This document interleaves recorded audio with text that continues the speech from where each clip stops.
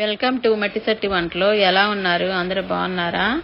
ఈరోజు బోటి దోసకాయ కర్రీ చేసుకున్నామండి. దీనిలో నూనె ఎక్కువ పడదు, చాలా టేస్ట్గా ఉంటుంది. నేను ఎలా చేశానో ఒకసారి రండి చూద్దాం. ఒక మట్టి బాండీలో 4 స్పూన్ల పల్లి నూనె వేశాను.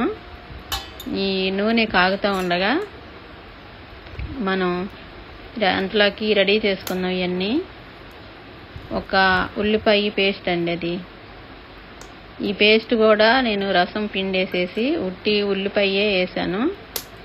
పిప్పి చక్కగా ఏగిపోవాలి. ఇది ఏగుతూ ఉంటేనే మనకి చక్కగా గుమ్మగుమ్మ వాసన వస్తుందండి. ఎందుకంటే ఉల్లిపాయ అంత మంచిది, ఎక్కువ వేసుకున్నా కానీ తీయగా ఉంటుంది. అందుకే ఒక్క ఉల్లిపాయ వేసుకున్నాను. చాలా చక్కగా ఏగుతుందండి. చూడండి ఒకసారి. ఏగిపోయింది.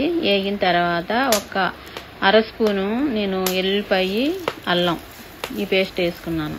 ఇది కూడా ఎక్కువసేపు వేయకుండా సరిపడా వేగాలండి. ఇది వేగిన తర్వాత 2 పచ్చిమిరకాయలు చీలికలు వేసుకున్నాను. 2 టమాటాలు ముక్కలు వేసుకున్నాను. ఇది కూడా బాగా వేగాలి. దీంతో కలిసి బాగా వేగిపోయిన తర్వాత చూడండి ఎలా వేగుతున్నాయో. ఈ వేగుతూ ఉండగానే బోటి శుభ్రం చేసుకున్నది పక్కన ఉందండి. ఇది ఇప్పుడు మనం బోటి వేసుకుందాము. అది శుభ్రం చేసుకున్నాను. 3 వంతులు ఉడికిచ్చింది. అది ఎక్కువగా మనకు ఉడకక్కర్లేదు. ఇక వేసేసుకున్నాను. చక్కగా కలుపుకోవాలి. కలిపిన తర్వాత మనం దోసకాయ ఒకటి వేసుకోవాలండి. ఒకటైతే సరిపోతుంది, ఎక్కువ కాకుండా. అది కూడా ఒక 1/4 కేజీ అయితే సరిపోతుంది దోసకాయ. అది పుల్లగా ఉండాలి. పుల్లగా ఉంటేనే మనకి టేస్ట్ వస్తుంది దోసకాయలో. తర్వాత ఒక చిన్న స్పూన్ పసుపు వేసాను. తర్వాత 2 స్పూన్లు కారం వేసుకుందామండి. ఈ కారం మసాలా కారం చాలా మంటగా ఉంటుంది. ఎర్రగా ఉండదు కానీ చాలా మంటగా ఉంటుంది. తర్వాత 1 స్పూను సాల్ట్ వేసాను. నిండుగా కూడా వేయలేదు సాల్ట్. మనం ఉప్పు ఎంత తక్కువ తింటే అంత మంచిది. ఇది బాగా కలుపుకుందామండి. తర్వాత 2-3 స్పూన్లు పేస్ట్ వేసుకున్నాను. పచ్చిమిరకాయలతో మూత పెట్టేసుకున్నాము.